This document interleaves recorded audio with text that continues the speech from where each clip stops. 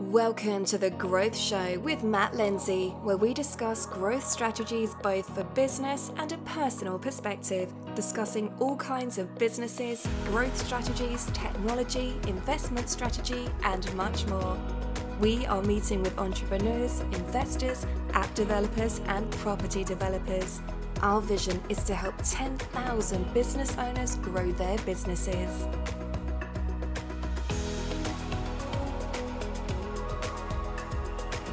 Introducing our host, Matt Lenzie. Matt is a former banker and corporate financier. He now spends his time building his own companies organically and through acquisition, as well as raising capital for other businesses. Matt works with a wide variety of entrepreneurs and investors.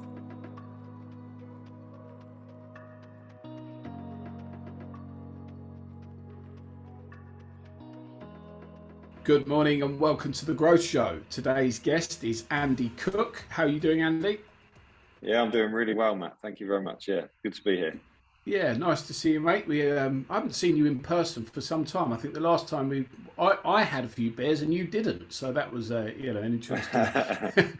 You're probably like, this guy's he's a weird one, but I don't know. Anyway, No, it has been a while. I can't even remember. We were down in London. I think we popped in to see you when we were down there at some point, didn't we? Yeah, exactly.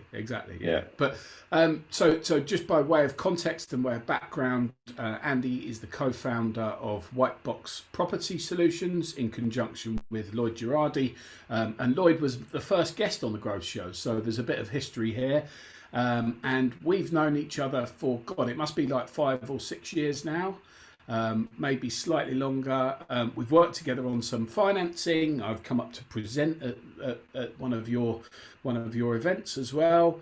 And yeah, we stay in touch. I speak to Lloyd probably a bit more than you, but nothing personal. And yeah, I'm happy with that, mate. To be honest. And yeah, we've there's a good relationship there in terms of kind of bits and pieces that we do together. And the reason, there's a few things, as I mentioned just before we started, that I wanted to talk to you about, Andy, in particular. You made the kind of transition from basically being a tradesman, so you were a carpenter by trade, and you made that transition into being a property developer, and then you've gone on to this public speaking side of things, and so I'm interested in how you made that transition and some of the challenges that you might have felt going through that process, and then from the health side as well, because I think it's probably fair to say when I came up to do a speech at your event a few years ago, you probably were a few pounds heavier than you are now, and I know that you kind of quit drinking for quite a long time, and you're now an advocate for CrossFit and all the fun stuff that goes with that. So that's the kind of topics that I wanted to touch on today. But first things first, if you could give us a bit of your narrative, your story, where you started and where you've got to today, that'd be a great starting point, Andy. Thank you. Yeah. Okay. So there's quite a lot to pick out and all of that kind of stuff, and a lot of lessons learned in all of that as well. So sure. And not just in business, but in personal development and self growth. So I suppose, as you said, I came from more the trades background. There's a story, the story behind everything, isn't there? So I didn't sort of go straight into apprenticeships and all that kind of thing as a carpenter from school. I suppose if I go right back to school and how I got on there, I wasn't particularly studious. I wasn't like the worst kid in school. I certainly wasn't the best. I was kind of a bit, I suppose, using kind of military terms, the grey man, sort of like just in the background and just sailed my way through it. It wasn't like I didn't turn up to lessons or anything like that, but I've learned about myself that if something takes my attention, then I'll give it everything. I'm really tenacious and, I'm like a dog with a bone. But also if something doesn't take my attention, then I don't give it anything, or, I don't try as hard as maybe I could do. So at school, it didn't just take my attention. So I just sailed through it. I didn't get particularly good grades, nothing that I've had to rely on since then or anything like that. And I then went to college. I did technology, manufacturing, engineering. So I didn't go to sixth form or do A levels or anything like that. But again, to be honest, it didn't take my attention. And I did it for 3 years. I sailed through it and just did the bare minimum, but I didn't even finish the course. So I didn't even get the grade what I spent 3 years, which seems ridiculous looking back now. Why would you spend that time? But, at those ages, we're just finding our feet, I suppose, and seeing what really interests us. After that, sort of, I suppose I'm at about 18, 19 at that point. I'd been inspired by someone who I'd seen from the periphery before that. It was a few years earlier when I had a paper round, just like many of us do. It was actually the son of the owner of the shop. He used to work behind the counter quite a lot. He was a few years older than me, and I saw that he did a ski season, and that was something that took my attention, because I wasn't from a family background where we went on skiing holidays and all that kind of thing. Quite a humble background, I suppose. And he went on this ski season, and it really just, I don't know, it took my attention. It inspired me, I suppose. And when I left college, I thought, right, I'm going to go and do one of them ski seasons. Let's see what this skiing's all about. And I did. I literally put what I could together, a few £100, £300 it was. And I didn't plan it at all. I'd never planned anything like that. I just basically rocked up. Someone had told me to go to Italy because they'd been on holiday there to Salsy do. So I went there, turned up, didn't really look at when the season started, how to get a job or anything like that. I just threw myself in at the deep end, turned up, and just had to work from when I got there. I didn't have any money really. I paid what I had on accommodation, and it was a month before the season actually started. I got there kind of a month early, and I just used to literally get up with a snow shovel and clear the drives for all the businesses, and I just learned that hard work sort of could get you the results, if you like. So I got the first job in town because I was sort of out there in the mornings with a snow shovel helping the business owners, and it wasn't a prestigious job in any way, sort of dishwashing or whatever. And it ended up though, I did a few ski seasons. So I ended up doing 5. Worked in Marbella in the summers. I'd go to Italy and France in the winters doing those ski seasons. It turned out I didn't even like skiing, by the way, but things don't always go to plan. But I like socialising, and I tried snowboarding a bit after that. But I like the environment of it. I like the feeling of it. I like being away from home and doing something different to what maybe the guys I went to school and college with didn't do and probably weren't prepared to do. So I kind of got that feeling of, by doing something different, I could be different, if you like. Did that for a few years, got a lot of experience from that, but came back ultimately and didn't have any qualifications still. I couldn't rely on qualifications. I'd done bar work, I'd done all sorts of things in those resorts. I'd worked hard and I'd been respected for it, but nothing that I could come back and lean on. So I had to go back to bare minimum again. I worked in warehouses on agency. I worked for a library fitting company, going out and fitting counters eventually, but in essence working in the warehouse for initially, and then going out with the vans with the fitting teams. I did that for a few years. And again, I realised that if I worked hard, that would get noticed. So they instantly took me off the agency and wanted to employ me because they didn't want to lose me. And then they said, well, you're too good for that. Not being funny, you're too good for the warehouse. Let's get you out on the road. You're quite practical. Then I was out on the road for a while, and they said, well, let's give you your own team on the road, and you can have a couple of guys working under you, and you can go and do your own job. So in my early 20s, I kind of went down that route of, again, working hard, but creating my own results from that. Never formally trained in carpentry at all, though. It was really, in those early days, just working with other people, showing me the ropes on the job. I did that job for a few years, and probably in about my mid-20s, I decided to go a bit of a change. I worked for an audio-visual company. So they used to do all set building, and, like you go to big hotels where there's conferences and things like that. They put, PAs in and all that, but they also used to do the set building. And when I started working there, again, I'm quite practical, so it's a bit like, well, look, you're spending a lot of money to get these externally made, and you're just fitting them together in the hotel. We could save you some costs here, and I basically set up a workshop in their premises where they just use storage. And it was just a case of going down to B&Q, buying some basic tools, and making our own simple sets. And then that became more intricate sets, and we started doing bespoke sets. And and I could see that by doing things a little bit differently, I could save the company money, and I got some good feedback from that as well. I ended up doing that for about, I think, 3 years in the end, and then it got a bit mundane, a bit the same. So I decided one day I was going to leave. We had a bit of I had a bit of a frank conversation with the boss, if you like, because he'd seen I was getting a bit bored as well, and we ended up with an amicable sort of mutual split, if you like. And I was 30 at the time. It was 2007, which obviously we know now was the start of the biggest recession this country's had for quite a long time. But I didn't know that at the time. I just left my job. I went home, to my 3-bed barrack house in the cheapest town in the area I lived, because that's all I could afford to live in. And I went back to my wife at 30 years old, and we just had our second child. I know you've just had your baby. You'll have some empathy with that. We just had a second at that point, and she was on maternity leave still. And I said, look, I haven't got a job anymore. You know, it wasn't working for me. You know, I'd always wanted to start something up myself. Never really done it right from traveling. So I at that point, I said, right, I'm going to do it. I'm going to do something myself. Luckily, she was quite supportive, and were very supportive. So I set up what now is Redbox Developments. So I set up as a tradesman, if you like, a carpenter. I'd never done any formal training as a carpenter, just what I'd done in those 2 jobs. And I set up, you know, everything around that. I was a one-man band at that point. I did kitchens, I did bathrooms, I did, you know, the reality was I'd only ever done one kitchen, and that was the one in my barrack house. And I just changed the handles and painted the doors, probably because I couldn't afford a new kitchen. And I'd never done a bathroom. I just, you know, retiled around the bath and whatever. But I sold myself as that, you know. And you have to, at the end of the day, you have to back yourself, don't you, when you're doing something new. So the reality of that means that I made a lot of mistakes. I had to do. I'd go in and do a job, and maybe I'd get it wrong, so I'd have to do it again at my own cost.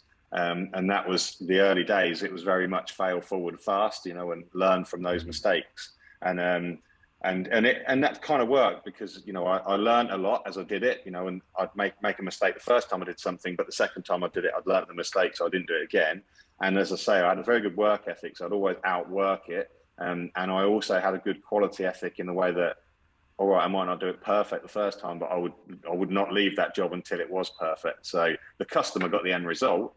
Maybe I was there a bit longer than they thought I was going to be in the early days. Yeah. But actually, what I realised is that when people have got someone working around their house, their biggest fear is that they're going to get the kind of tradesman who doesn't give a shit. They're just after the money. They're going to do a half day and not do the finish and all that kind of thing. So when they realised they got someone who did care, you know, they actually embraced that, and, you know, they were patient through the early mistakes, probably. But it meant that like I say, I failed forward fast.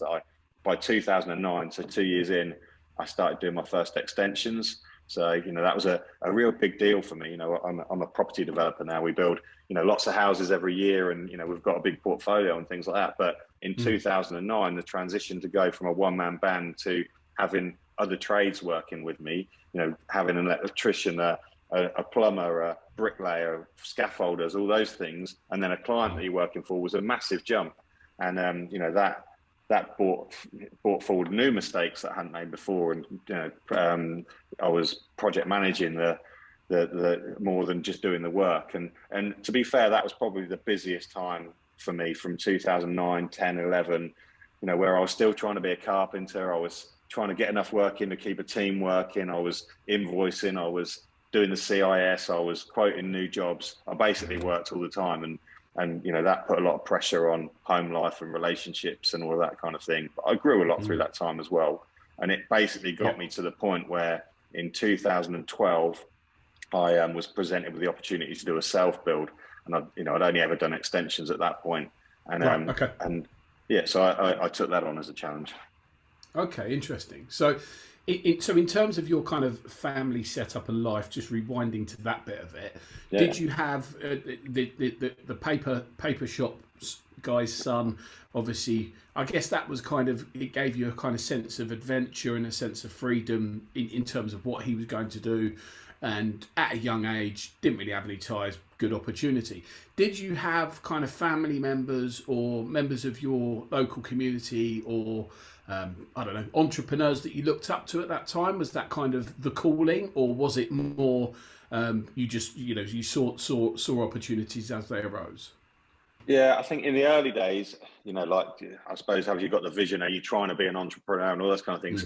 I certainly wasn't. You know, I didn't feel like I was a business person. In fact, I've had a bit of, through the years, even when I started Redbox and all that, you know, it's fair to say, you know, I had some imposter syndrome there, because, you know, like I didn't feel like a businessman. I didn't feel like I built a good work ethic so I could outwork people, but I didn't always feel like I was doing it right. I felt like I was making a lot of mistakes and all those kind of things. And actually, there was a bit of me that was, you know, I used to wear as a badge of honor in those early days. If I got hundreds of phone calls on my iPhone, you know, I'd flick through it and, you know, I'd almost be like, look how important I am. You know, these people all need me, but I didn't realize that I was actually, creating a big problem where, I was micromanaging people, and, because I didn't have the skill set at the time to manage people properly and set systems and processes and all those kind of things. And that was just, that I didn't have an education in that. I didn't learn about business. I had to do it on the ground and make the mistakes first, if you like. And that's just been my journey.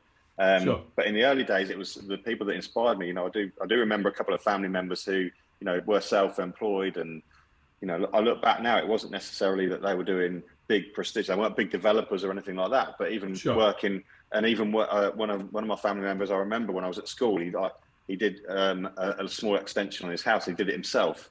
And to me, it was a bit mind-blowing. It's like, how do you know how to do all that stuff yourself? And I remember that from quite a young age. And I suppose, that sort of stuff definitely inspired me. But I think traveling is massive for people, to go and do those ski seasons and to meet so many varied, we all live the same life, but we all do it very, very differently. And, they've all got different influences and, family influences and different inspirations. So you draw from all of those people. One bit I kind of missed out there is when I did the ski seasons, I ended up then doing a year trip. When I first met my wife now, she'd never traveled before and all that kind of thing. That's kind of why I stopped doing the ski seasons. And over a few months, I was just working, and when we got to know each other, and then I kind of persuaded her to come on a year trip around the world. So we went round. We pushed the traveling again, and we went, started in South Africa, went through India, Indonesia, and over to Australia, lived in a camper van for 8 months. And all of those, and that was in the early 2000s. It was actually, we came home because September the 11th hit in 2001. We all know what happened, with the planes there and things. And it was, obviously a world event. So we decided after a year to call it a day there. And the things I learned from the people I met there are definitely the inspiration and the foundation of what I've been and done ever since. Yeah, no, interesting. And it for somebody to go and do that, from my perspective, I think it shows take some balls to kind of drop everything that and kind of go out into the world without that kind of comfort factor of the friends, the community around you. And I suppose that maybe that's kind of part of what makes you into the successful entrepreneur that you are today. So if there are younger listeners listening, what advice would you be giving to somebody who maybe is in that kind of similar situation? They're maybe not so academic and they're looking for to begin their journey. We all have that that thing of we want it now, but it doesn't always deliver like that, and you've kind of, in my experience, you've got to go through a process to kind of achieve results, and that means making mistakes, and overcoming them and learning and implementing, as you've talked about. Is there any advice that you give to people who are a bit unsure about where they're going with things? I think if they're the younger generation, as you alluded to there, if they're hearing this and they haven't got those ties, you mentioned there about you haven't got family ties and all those kind of things. Things get harder as you get older. You get kids, you're in relationships and all those kind of things. So, if you're at a point in your life where you can go and do those kind of things and go traveling, I think it gives you so much stuff you probably don't even realize at the time. When we do things which are, even when we go on exciting adventures or we go and do something exciting for a day, quite often we don't realize how powerful they are when we're doing them. It's when you reflect on them afterwards that you understand the value you got out of it. And, certainly with things like traveling like that, it's just going and having the experience. You just don't even know who you're meeting and all of those kind of things. And I still speak to, not every day, but I still speak to people who I met on those trips now. And they still sort of follow on your journey on Facebook and Instagram and all those kind of things. And, comment every now and again and things like that. So they're powerful connections that you make. But look, the fact is that, as you said, we all want results now, but results take time to come on, don't they? So it doesn't matter, if you're hearing this and you're a sole trader and you're in your 30s or 40s or whatever, it's never too late. And you have to just, chew off big challenges as small chunks, don't you? You have to, the compound effects of doing something different consistently. Suddenly you realize over some time that you actually get momentum, and momentum is the thing which is difficult to get started. It's like getting on a bike, isn't it, for the first time? 80% of your effort is just to get the goddamn thing moving. You've got to lean on those pedals in gear to get it off the ground and moving. But actually, once you're moving, it takes 20% of the effort to keep it moving at the same speed, or even to speed up a little bit. You only have to add a little bit more effort, don't you? So, that's the same with something new, whether it be a fitness journey, whether it be, you know, something you want to change a career or whatever else, the start of it's going to be the hard bit where you make the decision, get the momentum, cut what you're doing and start something new. But actually, when you get that momentum, you know, it becomes easier, and you can actually, you've got to take it off small chunks at a time. You can see the vision a bit better. No, absolutely, and from what you've said there as well, one thing that I immediately take away is you're a grafter, right? You know, you're you know, if all fails, you're not prepared to go and get your hands dirty and, you know, do a day's graft. Whereas, you know, I think it's probably fair to say, you know, the kind of Instagram generation in inverted commas of today, you know, they want the fame and the money, but they're not necessarily prepared to roll their sleeves up in the same way that, you know, you and I had to, doing paper rounds, you know, and jobs like that, you know, menial work. But it actually, by doing that stuff, and I think, you know, by doing the travel thing as well, it gives you an element of experience and maturity as well, because you have to deal with different circumstances and engage with different people in different environments. So it's all part of what shapes you into the person that you become. Can I just come back on that actually? Because yeah, there's some good points in there, and you know, I did it definitely. I'm intrinsically, from my early experiences, a grafter here. That's also brought negative implications as well, because, you know, like I went through a stage where I'd come into the office and, you know, if people were having lunch breaks, I didn't understand it, you know, or, you know, why would you have a break in the day? Because I wouldn't have a break. I'd expect that on other people. And that's obviously not the right way to go as well. So I'm in some ways an extremist as well. So, you know, like if something does take my attention, I'll do it to the extreme and whatever else. So, and I've had to wind that down a little bit over when I was in the busy spells, when I was working in 2009, 10 and 11, I was too in it to even see that. I didn't even understand that. You know, I couldn't get that. It's later on when we've got into the property development side of it. I've got teams of people around me.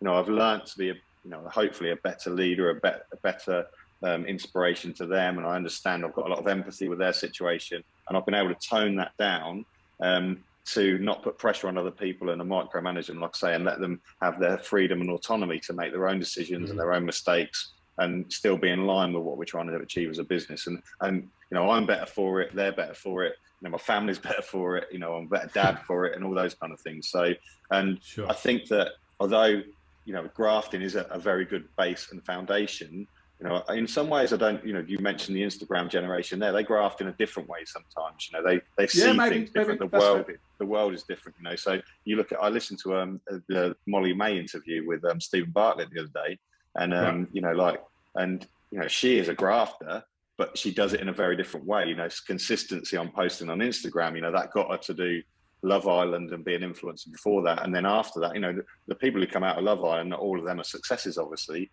but she, in her world, is a grafter. By, you know, she made it a success, and she, you know, that was an amazing interview, to be honest. So I think that, you know, I've learned that there's sometimes a cleverer way to work than just, you know, dragging your knuckles along the floor and all that kind of thing. So, and I definitely see the benefit of toning that side down a little bit. And if you'd have asked me that in, you know, 2012, I'd have probably told you that there's nothing that beats hard work. And, you know, obviously there's an element to that, and I'm very proud of the ethic I've got. But, you know, there's a blend, you know, nothing's right. If there's an extreme that way, there's also an extreme that way. And there's obviously the best is usually a blend in the middle, isn't it? No, absolutely. That's a very, very, very valid point, actually. Yeah, no, I'd take that one. Cool. And then so you got to 2012, and then things began to change, right? So you built the self-build yourself. That meant you had to engage with other trades and kind of build out a team of people that you could work with. And then is that the beginning of that kind of I want to be a property developer journey, or how did that kind of transition come around?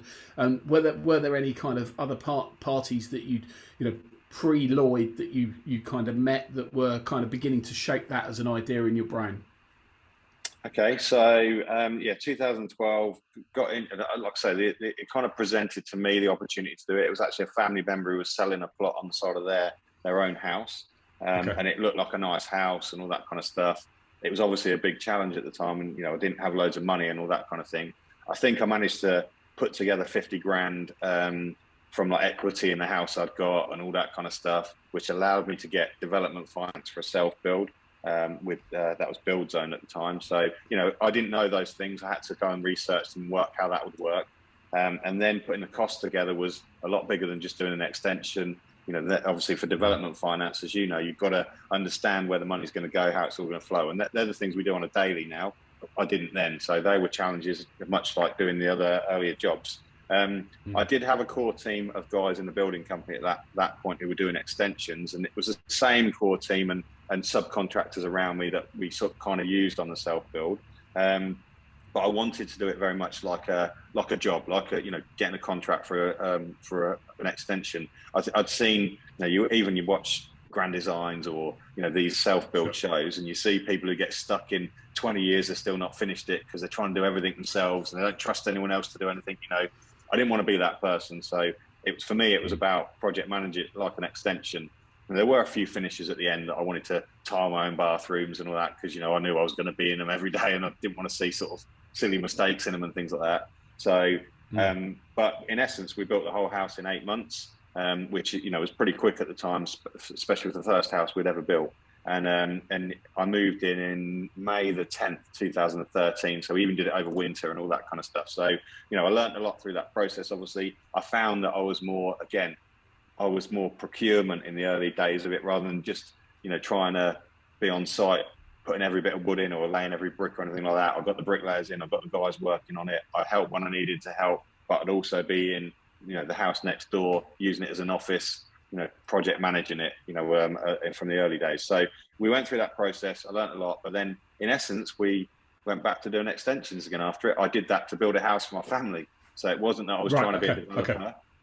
And then, we went back, but what happened was that after a few months in 2013, doing a couple more extensions, I had that kind of enlightenment as, hold on a minute, I've just built a house over here.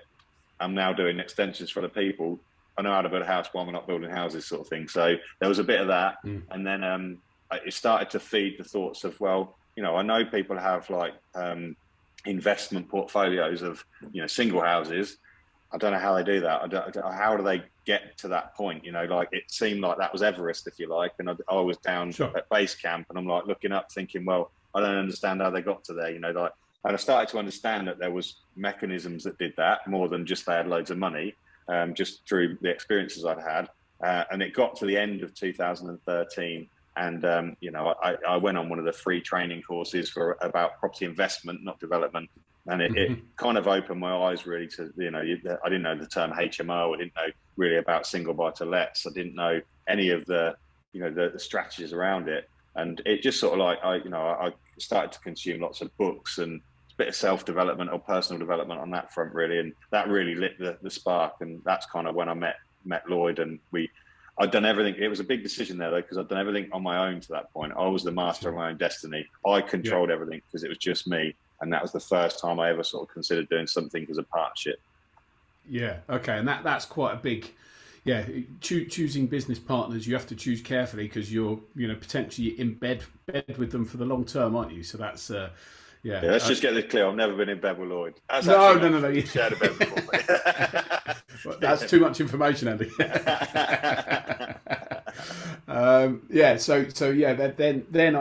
So then that kind of side of the journey. So were you going to kind of networking events and things like that at this point in time and beginning to get yourself known in the property circles? Is that how it came about? Not until the end of 2013, and we sort of started to look at it properly. It was kind of over that. I had that Christmas break, you know, busy tradespeople out there, people with small building companies. You know, you run a busy schedule, you're running around all the time. And then, you know, that puts a lot of pressure on your family. And then Christmas comes along and you have that obligatory, like, right, you're busy all the time, you've got to spend some time with the kids kind of thing, you know. I'm sure we all have that in business. And I had that, but how do you go from 100 mile an hour to doing nothing at Christmas, if you like, you know, and spending time with a family? It's a difficult transition, you know, mentally as well. So, and, you know, I'd do a couple of days over the Christmas period and, you know, you do all the Christmas bit and then you've got that dead time afterwards. And I used to really struggle with that. And that comes across to the family as well. And that was about the same time as this all hit. And I started, like I say, listening to podcasts. It became my obsession. When something takes my obsession, then I do everything for it. And that's what I did. And Lloyd had helped me a little bit with the self-build. So we met because he was kind of going out with my cousin in the early days.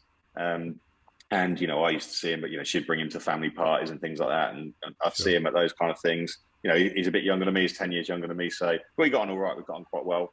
He was a lighting salesman at the time, and he, unfortunately, at that time, now, you know, when you look back at things, it's almost like sliding doors, isn't it? You know, like that moment happens that, you know, if we were in different times, it wouldn't have quite worked how it did. But those things, I believe, happen for a reason. And Sure. it helped me a little bit with the you know, fancy lighting. We'd put LEDs in my house as I built it. I wanted to make it quite special. I like the way he designed them. I like, you know, he had a bit about him, if you like. And then, unfortunately, his dad and then granddad died at the end of 2013, which was a big wake-up call for him, that, you know, his dad hadn't done some of the things that he'd wanted to do in his life. Lloyd was in a job, you know, not doing the things he dreamt of doing, and he was itchy to start something different. And when I started looking at investment side of it, I then approached him and said, look, you know, do you want to look at this together? Do you want to, you know, this could be a thing that we just see whether it's suitable or whatever.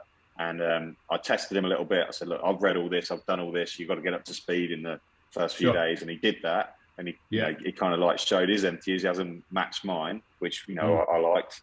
But like I said, I'd always done everything on my own. It was a big decision for the first few months, really. But was that the right way to go? Of course. And I suppose we just went in with a bit of blind faith. He, you know, we talk about it sometimes on our courses, and that, you know, he leveraged me really heavily, really, because I had a bit of building experience. I had the build team. I had, you know, neither of us had loads of money behind us. I just put my money into the house, obviously. But, you know, I had the credibility more. I had vans that I drove around in. People, you know, I was a bit older, so the family members around us, you know, I'd got that credit that I was I was in business myself and all those kind of things. And Lloyd didn't have any of that. So in the early days, he definitely leveraged me. But, you know, I got out of it a lot. You know, in some ways, it's a bit like I could have done the early stuff on my own. But the stuff we do now, I'd never be able to do on my own. So, you know, whatever it was that made me not try and do it on my own, you know, I'm thankful for, really, because, you know, we're much stronger together now. So there's a podcast that I'm obsessed with at the moment, which is called My First Million, with this guy Sean Puri and a guy called Sam. And basically in that they've both successfully exited tech companies, so it's slightly different. But one of the exercises that they do with business partners, and they've done it historically, is they actually go through a process of identifying what your objectives are and what my objectives are. So if we were going to set up a business together, we'd both independently go away and have a list of questions that we would agree answers to, and then see how our answers match up and if they do. And that can be quite a good process of actually identifying, you know, potential business partners and see if your interests are aligned. Did you do any of that stuff with Lloyd, or was it more just that, you know, you it felt good, you kind of clicked, you got on well, and you felt that you had the same values? Or did you kind of talk about, you know, what your kind of dreams were and all that kind of stuff? Or was it more just, you know, kind of I'd love to say that we did, Matt, yeah. I'd love to say we went through all that, and we, you know, did all of the tests and all that kind of stuff. And, you know, we guide people to do that sort of stuff now. You know, we mentor a lot of people, and, you know, and we understand how, you know, how important it is to get that right partnership. You know, it's a relationship together. It's all, you know, like you said, you're going to be working together if it goes well for a long time, and it will be painful if it doesn't go well together. So we try and get them to consider those things. But in the early days, no, it wasn't like that for me and Lloyd. We didn't know about all that stuff. We never even considered it from that angle. It just felt right, I suppose. We were going through those early challenges together. We did some property training in the early days, and we always did it together. And I think that really helped because, you know, like you said, we were on the same vision. We kind of came at it from slightly different angles sometimes, but, you know, we always wanted the same end result, the same vision. It was what as far as we could see of it at that point. And, you know, we supported each other through the challenges, and if we had to find money, we found money together. So we probably doubled up on some of the tasks and things that you say you shouldn't do, but, you know, we always had the right motivations and the right support, really. And I think what we've found is a business partnership that's grown throughout the last probably 8 years now. And, you know, we understand that we're not perfect. We understand that each other are going to make mistakes, but we have got that same aligned vision. And, you know, we will work together forever, at whatever capacity that is, and we will keep supporting each other forever. And, you know, when somebody makes a mistake, we don't jump on each other. Like, you know, sometimes as we get bigger in business, you know, a mistake can cost quite a lot of money, or you might overlook something, or you're not ran a team as well as you could have done, or something like that. You're not paid attention to it. You know, we understand those things happen. We'll support and be positive through that. We won't get on each other's back about it, but we'll also expect that the other one learns from that and doesn't do it again, so Sure. like, and that's the kind of way that we've sort of grown together, I suppose. Yeah, no, interesting, and I suppose it's being having that kind of ability to step back and having a bigger vision for this is what we're trying to achieve, which I'm assuming you do now in terms of the kind of both of the business or the multiple businesses that you run, I should say, and so you're working on the business whilst working in the business as well, and being able to kind of disconnect those two things, which is really difficult to do when you're busy and you're running projects. So the next thing I kind of wanted to touch on, and Lloyd talked about this in his episode. So if you haven't seen that, and you want to learn about the first deal that you guys did, which was purchasing a garage, but was it a set of garages at auction? I think is that right? Yeah, 22 garages. Yeah. Right. So derelict, horrible looking garages, might I add. Yeah. So I just wanted to get from your perspective that kind of the emotion that went into that acquisition and how you felt about that purchase, because obviously you've gone from building at that time, if I'm correct, you're doing the extensions, you've done your own house, but this is now a kind of a different level.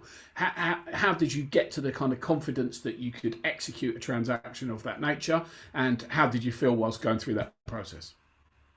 So it was obviously a big step up. It was, that was very early 2014. So literally just had those conversations over Christmas, and we joined a property mentorship group, which was more. It wasn't a development at all. It was just really to understand the way people looked at having investments in property. And we'd sat through 3 days of, like I say, free training where they did try and sell us a few courses and things like that. But, it gave us some of those early basics, but it also got us pretty pumped up, pretty excited and all those kind of things. And I'm glad it did, because we rode on that excitement. We were pretty naive, I'm not going to lie, there's no point in it. Our start was the way it happened. There's no point, we can't change it. We were pretty naive. Sure. We drew on what experience we had. So obviously I had a bit of build experience. I tried to do the figures on that. It had lapse planning for 8 houses, these garages. I tried to do my figures on that from the house that I'd built. It was never going to be perfect. There's always going to be stuff I didn't consider and all that kind of stuff. But we tried not to let that stop us. I think what helped us was that it was at auction, and the auction was the 18th of February 2014. So literally right. 2 weeks away, or whatever. So if you'd have asked me at the time that you can buy another 3 months of due diligence, I wouldn't have known the term due diligence, by the way, then, but of research or whatever. If you can buy time to have that research and the auction could be put back, I'd have snapped your hand off for that. In reality, if that had happened, would I have done that deal? I can almost guarantee I wouldn't have done that deal, because I'd have got the analysis paralysis. I'd have overthought it completely. I'd have come up with a million different ways that was going to fail as a project, and I'd have had all the people, talking in my ear, doubting whether it was going to work, and you're never going to find the money, you're never going to get the planning, you're never going to do all those things. So it probably helped us that it was such short timescale. And if I look at the process, like I said earlier, it's almost like sliding doors. Like that had to happen to give us the confidence to do that. It was pretty much the first deal we looked at, and we teach a lot of people in developments now. We know that that's very, very rare, that you just see a deal, you go and get it, and whatever else. But sorry to interrupt. There is also actually a thing though, when you see a deal and you know that it's the right deal to do, to execute on that deal as well, isn't there? Yeah. So, and maybe that's fortunate that was the one that turned up. So there is that kind of thing of, as you say, it's very easy in development to say no to things and not transact. So the fact that you're transacting, by doing that, you've got the wheels turning, you're moving forwards, aren't you? It's that momentum we talked about earlier, isn't it? You need to get the momentum. And we kind of even understood that then. So we literally sat around my table in my kitchen of my house and said, look, we were predicting from the costs we could do. Our analysis said that we'd make £290,000 profit, by selling those houses, or if we refinance them, it would be in as equity or whatever. But, in essence, it would generate £290,000 profit. Now we said, look, that if we've got this completely wrong, if there's contamination or something that we just don't know about yet, or something we don't know, it's quite a good possibility that 100 grand of that could just go straight away. Are we prepared to do it for 150, 190, whatever, half the profit? Would we still go into it if that was the case now? And we just looked at each other and we said, well, yeah, we would, and we even did a sliding scale. What if it was 100? What if it was 50? what if we did all that work for the next 12 months, all them challenges, and we came out break even, didn't make anything out of it? Would we do it sitting here at this point? And we still looked at each other, and actually we said, yes, we would, because we know that we'll learn from it, we'll grow from it, just like 2007, doing those kitchens, bathrooms and things like that, like it would get bigger from it. So, we thought our worst case scenario, to lose best part of 300 grand in a deal, we thought, that's a hell of a lot of mistakes. Like, it's not like doing one single buy to let where the boiler goes and you don't make any money for the next 5 years. There's a lot's got to go wrong, and we backed ourselves a bit that, all right, we might make a few mistakes, but we try and catch them early and get the right people in, and we try not to lose 300 grand basically. And Sure. and the reality that happened then is that, we bought it at auction. We had 28 days to bloody find the money, and we didn't have a lot of ways to find it. And we found some of it. We needed 140 grand in the end in 28 days, because I'd put some money down as a deposit down. In reality, if I look back, that was kind of the deposit of someone's extension I was going to do in the next few months. And that was the only money. That was the only money I had. So we were like, look, I need this back in 4 weeks. So if we do this on the day, the 16 grand, then I need it back. So sometimes you got to do what you got to do, haven't you? So so we had enough to put down in the Redbox account, the build company account, to buy it that day, and then we had to hustle for the money. And 10 days we hadn't found anything. Or the first 8 to 10 days, and we'd been trying people, we'd been trying the people I'd worked for and all that kind of thing, and we were getting a bit worried. Our worst case, obviously, we'd put this deposit down, and it'd get put back in auction, and we'd lose the 10%. But we were adamant that wasn't going to happen. One of the guys I'd worked for before, he knew of us. He wanted to help us and give us a bit of a start. He ended up putting 50 grand in. Bit of a gentleman's handshake. I'll put it in if you make sure I get it back. I'm not risking it. I'm helping you with it. When he got his return on it, but he wanted to help us a bit in hindsight. And then once we'd had that, somebody told us, we didn't know about these things at the time, but someone told us about a bridging loan, and we then looked into it, and within 10 days we were able to secure the rest of the money on a bridging loan against the site, which we obviously they put a charge on at the time. And that got us to the 20. We got 29 days it took. We literally, but we didn't know any of that when we started. We'd learned that by going and doing the process and transacting, as you say. And if we hadn't transacted, we wouldn't have learned any of that. So we managed to find that. Obviously, we needed to still look for private money, because the bridging loan had a first charge, and we couldn't get development finance with a charge on it. So so we needed to release that charge. It was only short-term fix. So within 3 months, the difference, we'd got a site then, so we'd actually got the bit of land, if you like. So we were replacing funds for funds, and we were able to get the money together to take out the bridging loan. We got the development funding for all of the build costs, and we ended up developing it out. But a lot of lessons in that. But I think, again, I praise us for having the balls, if you like, for doing that at the start. Because if we hadn't done that, I'd still be doing extensions, Lloyd would still be doing lighting and all that kind of stuff.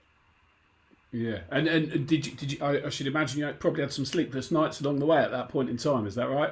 Yeah. I guess the question is around stress, and how you personally handle that. Are you? To be honest, I don't think deal with it. I don't think it was any worse for me at that point than it was the early days with the building company. Like I say, I was the busiest I've ever been in the early days of that building company. Getting that traction from nothing in those early days was harder than flipping that momentum I had with the building company, flipping that to do something different was easier. And I had confidence in myself. The biggest time that my wife's ever questioned what I do and we do now was probably 2009, 2010, when I took my first employee on, and we had someone who we had to pay the wage for every week and every month, and their family relied on that wage, and that freaked her out a bit. She was like, well, what if we haven't got to work? What if we can't pay them, and all that kind of stuff?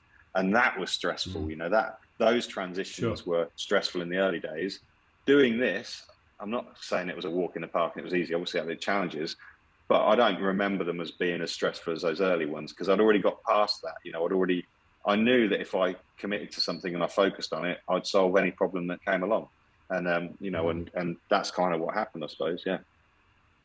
Interesting that the way you say that is, so you actually, from a kind of psychological perspective, you've just got complete confidence in your ability to, you put a challenge in front of me, I'm going to knock that down and deal with it, right? So that's kind of part of your kind of makeup, I suppose, almost at that point in time.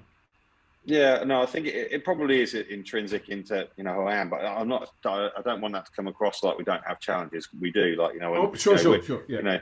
There'll be times we need to find money quickly because of a deal or whatever else, or there'll be things take too long, things cost a bit more than they should, and all those kind of things. But I think in the early days when we started doing this, we used to be on that emotional roller coaster. That you get a deal, you get really excited. We used to go and drink for every property that 22 garages, that's 22 drinks. I think we only got to 15 and we were crawling home from the pub. We'd massively, hey, we're on it. And then, of course, something will change and you don't get the planning you thought or whatever is, whatever the downside of that is. And your whole world's ending and you're at the bottom of the roller coaster and blah, blah, whatever.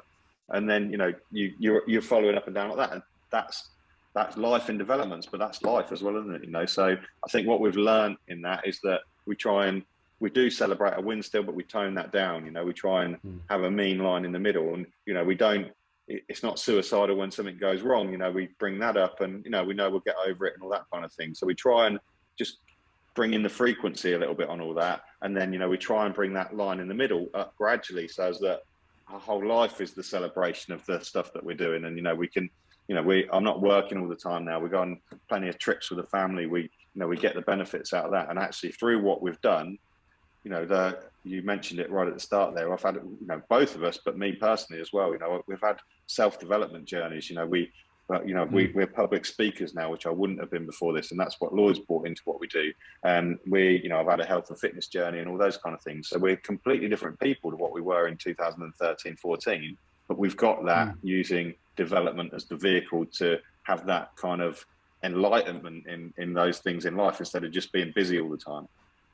Yeah, no, it's an interesting journey. So, so in terms of from that first deal, you got through it, then you move into kind of you've got an approach that you're comfortable with. You know how to do analysis. You then carry on and do some more business. How did you get from there to where you are today, and what were the biggest challenges in building a fairly substantial portfolio? I think you just keep putting one foot forward, really, and keep taking on the challenges. And that's all we really did. We moved what we'd learned from the first one onto the second one. That was 11 houses in the town that I lived in my Barrett house, actually. And Lloyd lived in that town for a while when I met him as well. So, as I said, it wasn't the most ostentatious, or is it ostentatious, whatever it is. It wasn't the biggest town or the fanciest town in our area. It wasn't like we live in a nice little town village now, which is only very close to it, but it's the opposite end, if you like, so we've made that transition. But we picked that deal up by having the first deal. So, that worked really well. By having that momentum, investors could come and see the site that we were working on. They could see, what we did and how we did it. They could get confidence from that. So at the end of the day, an investor just wants to make sure they're going to get their money back. And if there's something tangible, they can see how you're doing it and, understand the figures, then that made it easier. It made it a lot easier.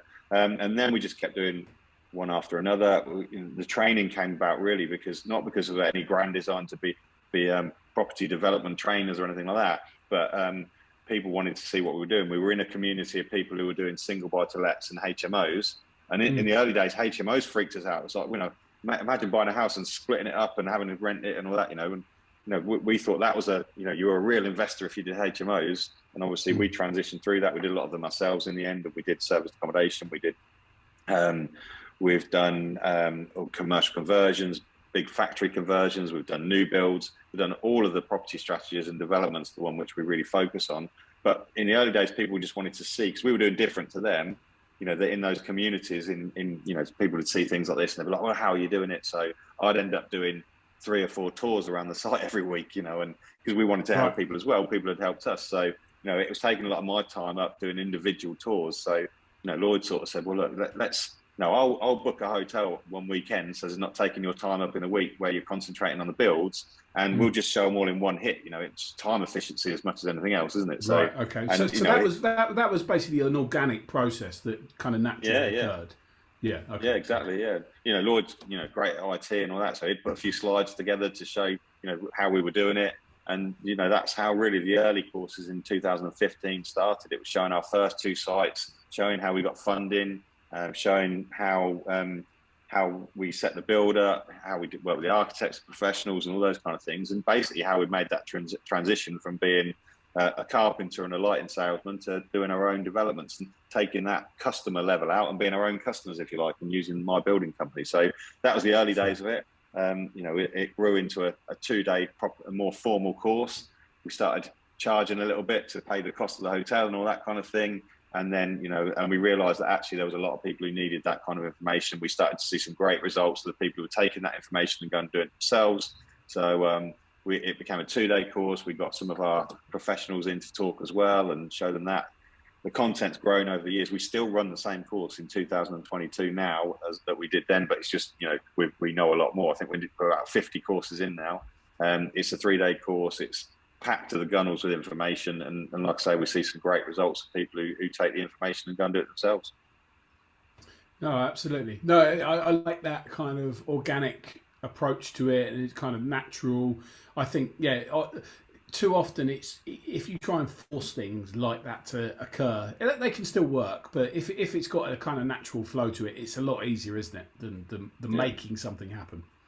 Yeah, no, it definitely is. Yeah, and then from that, for me in the early days, I wasn't a public speaker in any way, and I was quite self-conscious with that. I wasn't, although I did a lot of those things traveling when I was younger, I wasn't naturally outgoing in that way. I wasn't, I didn't feel comfortable by putting the limelight on me. It wasn't that I didn't do it sometimes, but it wasn't something which I would, if I was in a training room in those days, in the early days we did it, I'd be sitting at the back corner.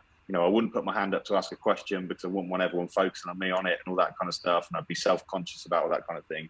And then we started to do that. We started to run our own property networking event.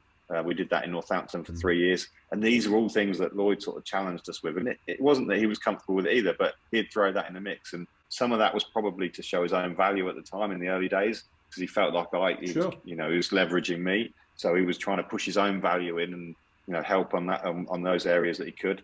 And then that started to grow what now is a training company. And we specialize in developments. We don't do, the stuff we don't train people on. We've done single buy-to-lets. We've got single buy-to-lets. We've got our own portfolio of them, but we're not excited by them. So we don't try and train people on it, You follow your passion, don't you? And we love developments. We love showing people how they can make that transition. So that's what we've always done, really. In the early days, like I say, it was, we weren't as slick with our presentation, I'm sure. We did do some training ourselves. If you don't know how to do something, you learn how to do it, don't you, Sure. And really, I love that side of it now, and I have done for years. And really, because, I'm a trade kind of guy, I do site talk meetings to people, but not really challenge myself outside that. And, to get better at something, you have to keep repetition and challenging yourself in it. So, now I've gone from not wanting to put my hand up in the back of the room. I look forward to the 1-day discovery days we do, the 3 days, and we've got content that we deliver, obviously, but we try and learn from the room who they are in the room. How can we best position that information so it will get through and sink into those guys so they can actually go and use it. So actually any course that we do is very organic in itself. It's not just us standing pointing at slides. We'll position the information that we know to give them the best that they can get out of it. And, people say to us, how on earth do you know that, that information to stand there for 3 days talking to people nonstop, where have you got that information? But it's just by doing it a lot and going through the experiences. And, I love the 3-day because it gives me an opportunity to get away from the sites, get away from the business, get away from the other stuff that we do. And, I'm almost like a caricature, if you like, of myself on the 3 days, because that's the way that I know that that's my duty I've got to those people in the room. If I sit there miserable, worrying about the site, I've got what's overrun, or I've got to find some money there and don't deliver it to my best, they won't take it on board. It won't sink in and they won't go and do it. And then in essence, the money they've paid to sit in that seat's been a waste of money for them. So I'll leave everything at the door. I come in and, I'll deliver the best, I'll give them the best mindset I can give. I'll give them the best experience I can give, and I'll give them the best entertainment that I can give in some ways. to give them the confidence to go and take on some of those and do the transactions you talked about, because that is what will change their lives. No, 100%. I think it's interesting, isn't it? Because that is effectively what you are doing. Is you're identifying something that's a potential fear. Public speaking. Lots of people are nervous about, including me. Right? We've all had those moments where you get on stage and you think, oh shit, what am I going to say? Your mind goes blank and your mouth goes dry and your knees start shaking. But actually, it's one of those things that when you learn to embrace it and do it more and more, it becomes something that you actually quite enjoy doing. And you still get a bit of apprehension sometimes. But yeah, that is one of those key skills that I think loads of people have got fear of it, myself included. You probably did have at the beginning.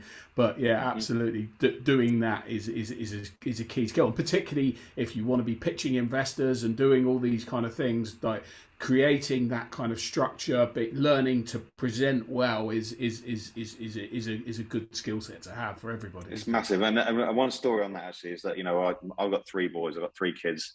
One's 10, one's 15, and one's 17 as we record this. And I get them all to come through the courses we do. Not everyone, but my 17-year-old's done it twice. Once when he was 13, once when he was 16. My 15-year-old did it when he was 11. And even my 10-year-old sat on our one day the other day at the back of the room because he's on school holidays at the moment. And the reason I do that is because I want to show them things, I want to demystify some of these things that I've learned at a very young age, that it took me till, 30 to 40 to learn a lot of this stuff. And my middle one, he was, he grew up with quite a stutter and all that kind of thing. He wasn't confident at talking in a family environment, let alone, in a group environment when he was younger. And we had a lot of speech therapy, all those kind of things and whatever. They're fortunate enough to go to an independent school because of property development.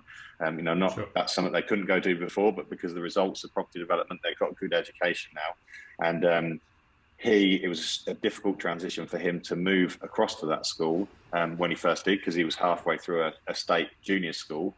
And only 2 years later, he'd done our course. He'd seen his, simple things like he'd seen his dad in front of 50 people, talking confidently and all the things you've just been talking about with public speaking there.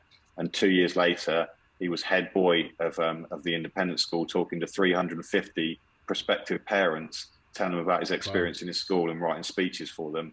A kid who had a stutter and all that kind of thing. And I firmly believe some of that is because, seeing those environments that he saw me speaking in, gave him the vision that he could do it himself. I'm sure it was subconscious, subliminal. He did sit there, dreaming of that. But like I say, it demystified it for him, and it was kind of more normal than it was for me growing up, with the experiences I had. Yeah, and I think there's, I don't know, there's a saying around, you've got to make yourself uncomfortable to achieve extraordinary things. And yeah, look, we don't like it, do we? Naturally, we all shy into our kind of comfort zone and stay in that little bubble. But it's good to push through, and clearly you've done that to a large extent. Okay, so in terms of your kind of vision and your focus moving forwards, is it more of the same? Are you sitting there stroking your white cat at night, plotting world domination? What's the game plan going forwards? Well, for a start, I don't like cats. Right, I'm a dog man. I'm a dog man, but I've got a very manly dog. I've got a white Labradoodle. So yeah, so the principle still sticks. Yes, but yeah, no, I think that naturally, to take on some of the challenges that I took on originally and then Lloyd took on, we've got a tenacious nature, but we've also got a vision and a goal to do things more and better. Because if we were quite happy with what we got, we probably wouldn't have done anything different and nothing would have changed. So I think that comes probably intrinsically and through some of our earlier experiences. But I think, and we will always keep pushing on with that, because I firmly believe if you're green, you grow. If you're ripe, you rot. You never get the finished article. Even the most successful people that you see and you've had on this the growth show, they're always still working on themselves, and they're always still trying to do better and all those kind of things. And that's for a reason. And to keep that, you have to keep trying to improve. That said, though, I think that even for me personally, the whole 2020 lockdown experience and whatever, it was a bit of a reset for me. And I'll probably have put a few things into perspective. you know, and some of the things that I thought really meant a lot to me, you know, material things and that beforehand don't mean as much to me. You know, my kids are at an age now where, you know, I don't think I was probably, I've always, if I'm honest with myself, not always been the best dad. I've always been busy at some of the younger parts of their life. I know you've just had a daughter, and you know, it's exciting when you just have a child. But you know, I resonate with them much more when they're a bit older than when they were babies. Now they're teenagers, and I can, you know, at the right time and in the right way, show them some of the things which, you know, I've found are really important in life. And if they can sort of get some basic principles on that in their teenage years, then they're going to build way further than I am. And that's the kind of thing that drives me now, and seeing myself as a role model for them. So, you know, the fitness journey I went on, that was enlightening for me. But one of the reasons why it probably hit me at 42 and I made a difference, you know, 3 years ago when I was 42, was because my kids were getting to that age where what I did, they were going to start noticing, and they were going to replicate in essence. And, you know, okay. I had a bit of a word with myself, and, you know, took the hard road to sort myself out. And, you know, now my 17-year-old is in the gym every day, and he sees life like that, like I do now, not like I did then. So, you know, again, that's where I get a lot of my pleasure now. Yeah, interesting. I mean, I had a similar kind of experience just in the during lockdown, actually. So yeah, as you know, I used to, you know, go out and enjoy a few beers, and I still do sometimes now. But I stopped drinking for about 18 months, and it completely changed my outlook. And having a child as well, you know, those kind of combinations. In fact, and maybe it's, you know, we're middle-aged men, right, for all intents and purposes. Yeah. Maybe it is a bit of the midlife crisis, and, you know, yeah, I know Lloyd's got his Ferrari with his roof down and all the rest of it, and maybe that can manifest itself in different ways for different people, right? So, yeah, perhaps that is part of it. But I remember you and I just met for a beer once, and you had a Coke, and I was thinking at the time, like, I know that Andy loves drinking. He's you know, you're a sociable guy, and I was like, he's not drinking. And it's like it was a bit of an interesting kind of dichotomy for me as to why that was happening. But yeah, you put that into context here. So in terms of that kind of fitness journey, you were probably feeling a bit overweight, maybe feeling a bit sluggish. So yeah, what was the kind of motivations in terms of, you know, that transition? I think, you know, it's fair to say that I'd always felt like that. You know, I'd really, since being a late teenager or early 20s, you know, it wasn't like I was ever particularly overweight, but I was never, you know, I didn't really ever consistently go to a gym or anything like that. But I felt like I was a tradesman, so I was, you know, practical kind of guy, and that was enough.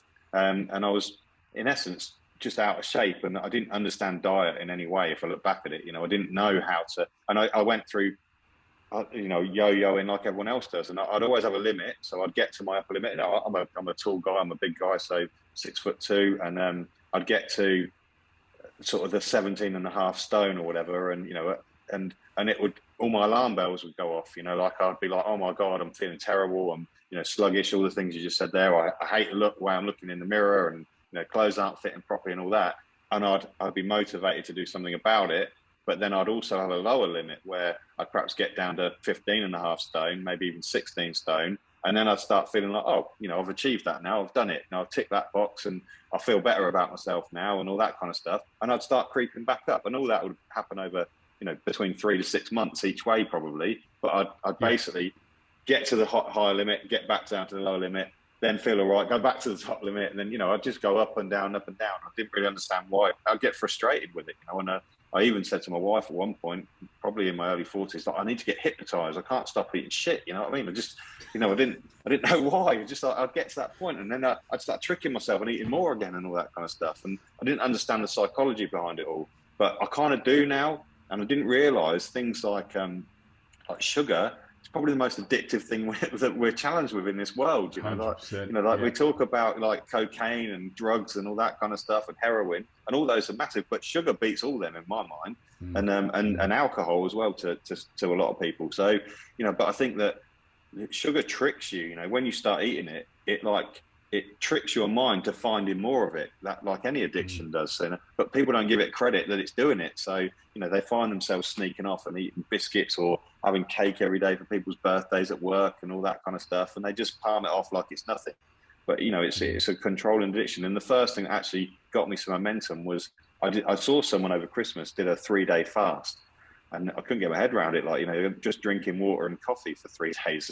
But I thought, what, I like challenging myself. I need to get off this cycle. And I did that. And even in 3 days, I started to break off that addiction to sugar. And I realized that, like any challenge, all the things we've been talking about, actually, I don't need to be at the end result. I just need to take off like 10 days, just be really good for 10 days and start to feel the positives and all those kind of things. And I started to learn more about diet and, fitness. So I started going to the gym. And, you said there about me not drinking there. One of the things that I went on holiday in I don't know, 2016, 17, something like that, summer holiday, all inclusive, when you normally let go. And that time, someone had inspired me before it, I think, about going to the gym. I'd seen someone had been to the gym on holiday, and it's a freaky concept to me, just like you described. And I was on a 10-day holiday. I went to the gym 18 times. I'm an obsessive kind of guy, and I proved to myself that you don't have to do it the way you've always done it. You can change the preconceived ideas of things like that, and going out and drinking every night and all those kind of things. So it was a mindset shift. You're never going to, in a 10-day holiday, change, your physique and all those kind of things, but you can change the way you think and feel about it. And that put me on a positive spin.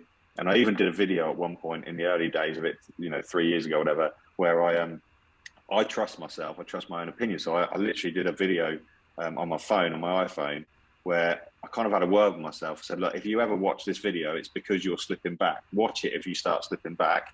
And, when I started reinforcing all the feelings I had when I was recording the video, I was feeling good. I was feeling like I was getting good results. I was feeling like my clothes fitted well.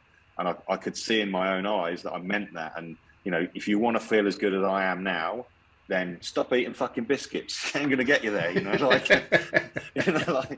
just go to the gym, take off, do 3 or 4 days on the trot, and you'll start to get that positive spin back. Because, no one can be perfect every day, but one day is not going to fail for you, just go back to basics and do it for a week, and you'll feel back to where you did, before you had a couple of days of a weekend off or something, That's interesting. Yeah.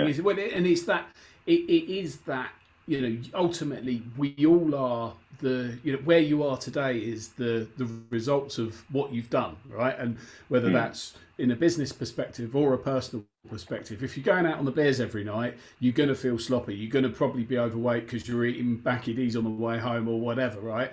Whereas if your life is based around, fitness, working out in the morning, and, considering your diet, trying to reduce your sugar, all of that kind of stuff, you feel completely different. You get a kind of, you get a glow in your eyes, and you get an energy that isn't there otherwise. And it's the same as business, right? If you're, business development, like Lloyd used to do, selling lights, for example, if you're not in front of decision makers, you're not going to have any success. And it's the same as finding sites. How many letters are you sending out, right? You say you want a development site. How many estate agents have you seen today? How many letters have you sent out today? And if the answer to those is, 0 because of, right, which is, we all make excuses for things. And it all comes back to, Lloyd said it on that first podcast that I did with him, is activity equals opportunity, and it's the same thing, isn't it? But over a period of time, if you consistently do, the fitness, or you consistently learn about a business or an idea or whatever, then as you begin to implement that's the things that can, over a period of time, can make significant changes to you as a person and, the results that you achieve. I think that's what I've learned over the last couple of years. 100%. You're a result of everything you do. So, and like I say, a big driver for me for that is my kids are probably a result of what I do in their informative years as well. So, I can see the results of that. Even my middle son, who's not been into the gym particularly, he's only 15, and there's no need for him to be at that point. When we went on holiday this time, we just come back from Dominican Republic a few weeks ago, and the three of us were going to the gym. So my 17-year-old, my 15-year-old, and me. And honestly, I couldn't be prouder. And to go and do those sessions as three, and and them knowing what they know and being inspired by the change I made, that's absolutely brilliant for me. But if I hadn't have made those changes, would have probably been in the all-inclusive bar, eating all the food and all that kind of stuff, because that'd have been what I'd have been showing them as well, wouldn't it? Yeah, and exactly, and you're right. If that is the example of pile up your plate as much as you can and get as much cake as you can, then ultimately that has an influence on them. As we've talked about, my daughter's not old enough yet to be influenced by that, but absolutely you want to set the right examples for your kids, and so they behave in the right way, and lead by example. It's interesting stuff. So in terms of I know you've done lots of work on yourself in terms of personal development. Is there one particular quote or one particular book that you would recommend to listeners and viewers of this? Is there on that front, have you got anything that you recommend? For inspiration on that kind of thing, I don't think you can beat "Can't Hurt Me" by David Goggins. Yeah. It's just that you can't listen. I listen to it on audio, so the benefit is you've got him talking it then, and it's a kind of an interview if you listen to it on audio. I think that you can't listen to that and understand his story, where he came from, and the mindset that he forged from it, and not be inspired. When I listened to that, I used to think and try and put myself in his shoes when I was at the gym at CrossFit. When you're in the pain cave and all that kind of stuff. I'd be thinking, Goggins is telling me I'm only using like bloody 40% of what I've got in me here. I've got 60% that my mind never lets me get to. That you never get past that, really, and that in itself, it just unleashes the shackles a little bit, doesn't it? Absolutely. So have you ever been tempted to go for a long distance run? Is that something that you're going to challenge yourself with, or? I do challenge myself on fitness challenges. Running is not really my thing. I don't really like running. I don't really enjoy it and all that kind of stuff. So it's not something that's really come up. But you'll probably remember a few years ago I did the boxing. I did the white collar boxing. Yeah, I was going to mention this. So you called out Matt Siddell recently. He didn't take you up on that offer. Yeah. Well, he did initially, but behind the scenes he was a bit worried. Yeah, he was he was messaging, sort of saying, "Oh, I don't know, and whatever." So yeah, he was quite up for it, and he's got a few changes at the moment, I think, and all that. And to do something like that, whether it's a run or whatever, you've got to train, haven't you? So we were setting up a 12-week training camp, and you're putting yourself through the ringers, and I enjoy that kind of challenge. And I'd never done any boxing before that, and that was quite a big event in London that I did in, I think it was 2019, and that you learn a lot from going through those kind of things. So I think it's really important to challenge yourself with all of those kind of things. I did a CrossFit competition last year, so CrossFit's my thing that I found, if you like, in 2018. I did a team competition in Manchester. There's 4 of us in the team, but I kind of put the team together and worked hard on getting the sponsorships and things like that. And it was Battle Cancer in Manchester, and there was quite a lot of teams in our category. There was about 40 teams, all nationally, and a lot of gym owners and all that kind of thing. We came second, so I was really pleased with that. Good achievement. Yeah. So I think that you just need to, whether it be marathons, whether it be triathlons or whatever, you need to be working towards something, like we said earlier in business. So, if you take your eyes off the prize, you'll end up failing, won't you? Well, exactly. If you haven't got a kind of clearly defined agenda or goal, that's where, in my experience, inertia kicks in, and then you just go sideways for a bit. And we all naturally do that from time to time, but it's just being able to introduce that consistency of this is what I'm trying to achieve, and pushing and striving for those things, because it gives you a sense of direction. I think if you haven't got a kind of purpose and a goal, then lots of people, and we're all guilty of this, you spend your life looking over your shoulder and thinking about what you have done, whereas what you should be looking at is what I'm going to do, right? That is a big psychological shift, isn't it? It's definitely. But I think, as you just said there, we all naturally go through those cycles. Nobody's on it and feeling the fittest they've ever been forever. You naturally have to go for an off cycle as well to get the benefits of going on an on cycle. And I'm at the point at the minute where I've been on a few holidays this summer and all that kind of thing, and not feeling at my best and all that. And I had a bit of a reset, because we're going to, you'll know, we're going to Bali in the end of September for one of our retreats. So we take people on business retreats over to Croatia and Bali. We're going there. We'll be there for 18 days. I'll go to the CrossFit over there. I want to feel good when I'm over there. So I had a bit of a reset this Monday, going back to some of the basics with the nutrition that I do. I've got a group of people, there's about 50 people in it that I I kind of help on a WhatsApp group with their consistency and training and all those kind of things, and their attitude towards that kind of thing. And that had gone a bit quiet, so I sort of called them out a little bit on Monday, and do videos at sort of 5:30 in the morning for them, and G them in for the day and all that kind of thing. And and that's good for me. And it's back to that training side, isn't it? By teaching other people and supporting other people through what their challenges are, you actually learn, and it encourages you to be a good example to do things right yourself. Yeah, no, 100%. When it makes you kind of answerable when you've got that responsibility, you create responsibility for yourself, and you have to lead by example. That's a good analogy. Cool. Well, in terms of the kind of standard questions that I have on the podcast, so I tend to ask. There's a question that regarding the biggest mistake that you've ever made. Is there anything that stands out for you that you wish you hadn't done or you'd handled differently? Look, I think that we make mistakes all the time, and I think that in the early days we have made a lot of mistakes. In the early days of Builder, we made a lot of mistakes, and nothing's even jumping out of mind. There's refinance mistakes. We should have done things quicker. We should have supported our teams better, and all those kind of things. But they're just specifics, and I don't want to sound airy-fairy, but they are what got us to where we are. Those mistakes have formulated our journey to get to where we are. Some people say, do you wish you did it earlier? Well, I don't really, because my mindset would have been too big a jump in some ways. My journey had to be what my journey had to be to get me to where I am now, and to have the foundation of what I'm going to do in the future. And that includes all the mistakes that I went through to get to that.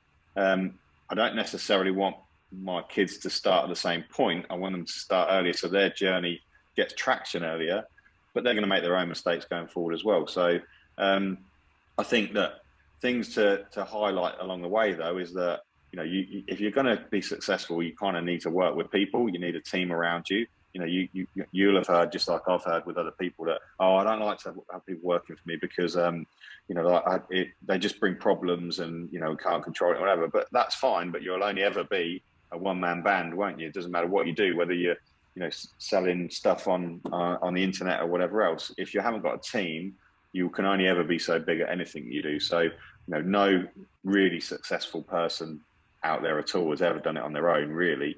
If you analyse, and I'm sure you've done a lot of it on the podcast. So it's embracing that and understanding that teams come with issues, but they also come with opportunity.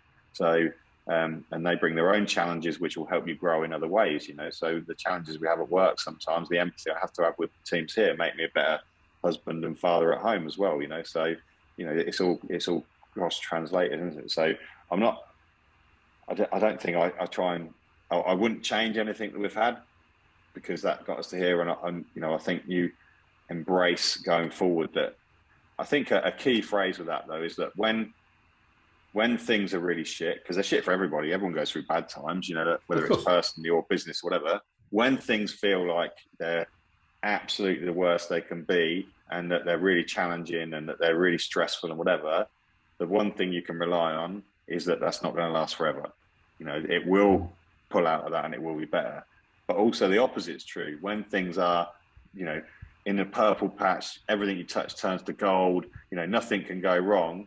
Also, that won't last forever. So, ride it while you can, learn from it, but also accept the fact that, things will also correct the other way. So like I said earlier, try and get a nice mean line in the middle where, you contain both of those things. When it's on a down patch, try and see it and repurpose that, if you like, so as that it's a learning experience. Like I said, we try not to make the same mistakes twice. We're going to make mistakes every now and again, but let's try and learn from not making the same mistake twice.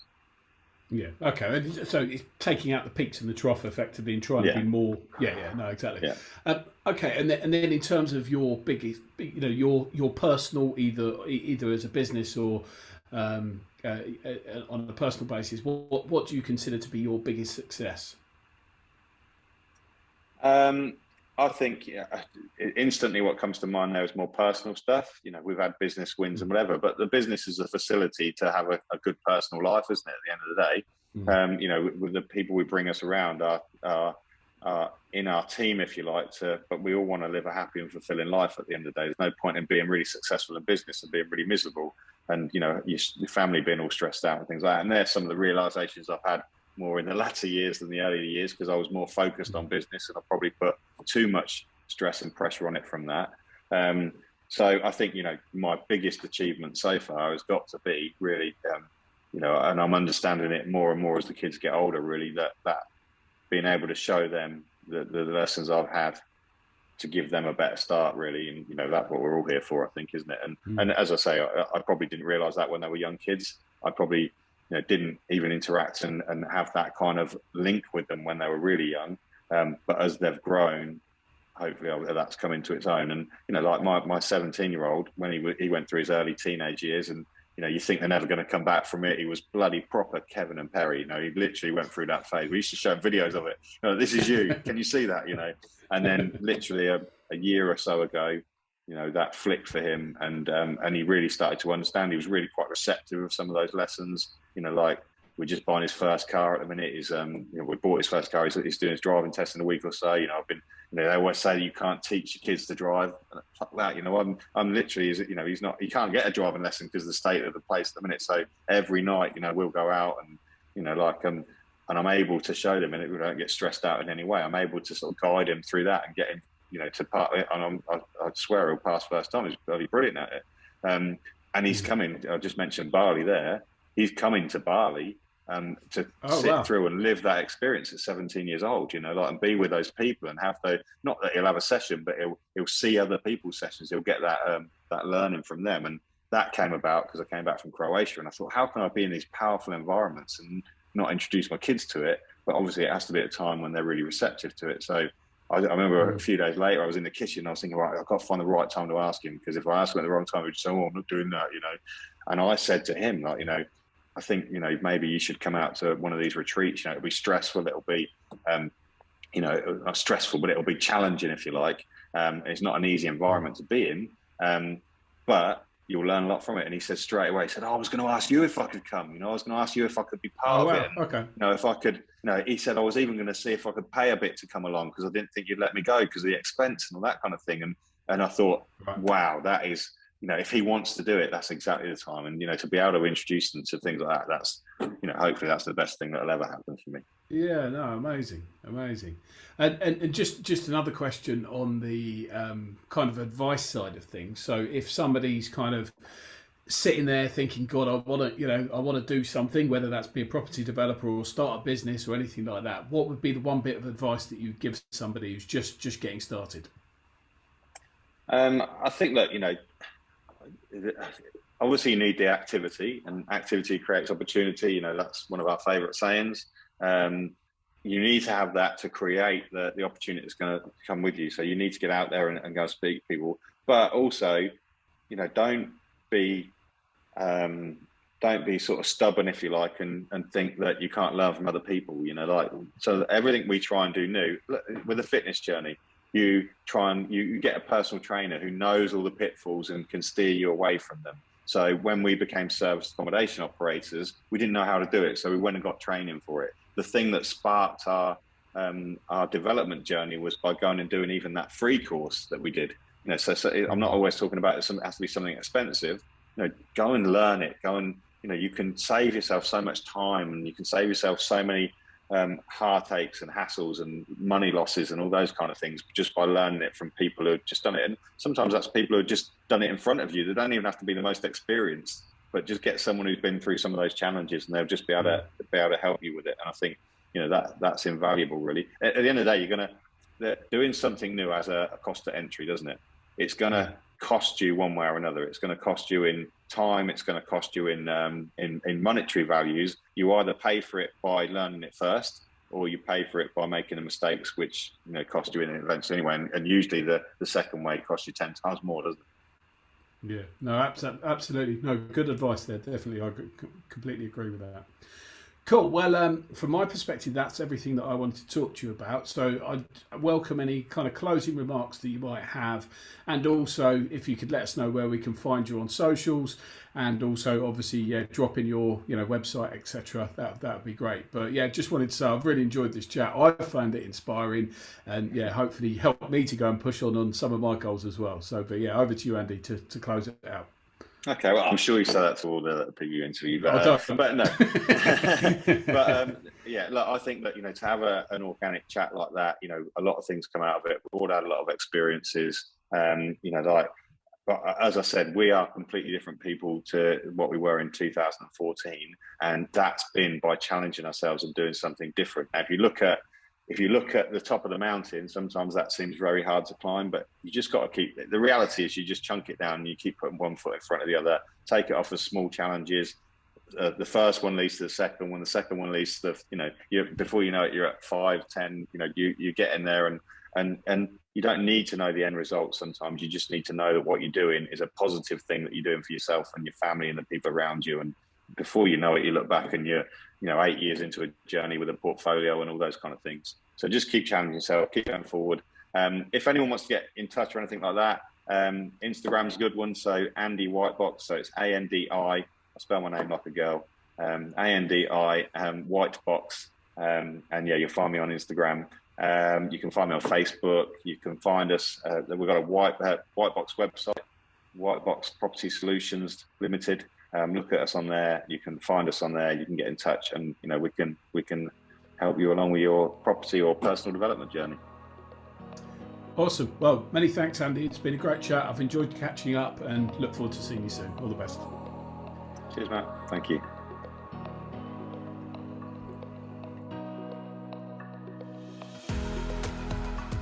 Thanks for listening to The Growth Show with Matt Lenzie. Please like our podcast and subscribe today.